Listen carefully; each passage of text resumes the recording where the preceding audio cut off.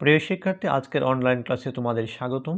আজ তোমাদের জন্য রয়েছে নবম দশম শ্রেণীর গণিত বিষয়ের দ্বিতীয় অধ্যায় সেট ও ফাংশন। আজকে আমরা পড়ব অনুশীলনী 2.2 এর 10 নং প্রশ্নের সমাধান। প্রশ্নটি হচ্ছে,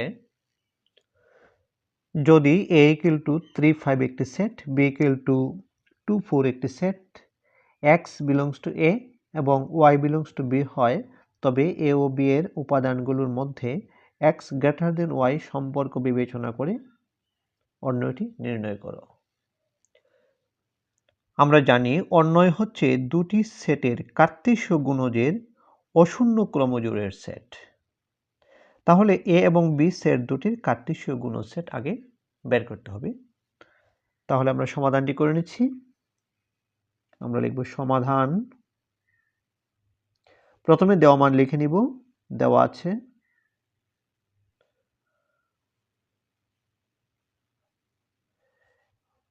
a = 3, 5,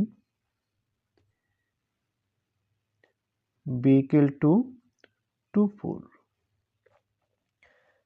এখন কার্তেশীয় গুণজ সেট তৈরি করব। a ক্রস b সমান 3, 5 ক্রস চিহ্ন, b সেটটি হচ্ছে 2, 4।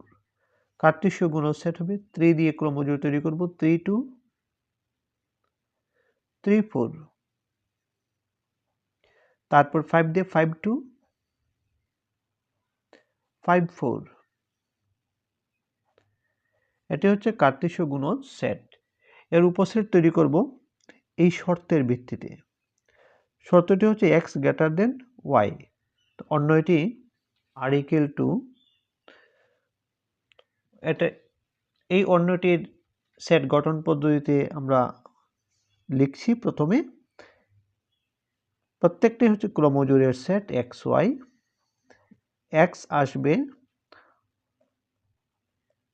প্রথম সেট a থেকে, y আসবে দ্বিতীয় সেট b থেকে, এবং শর্ত থাকবে x >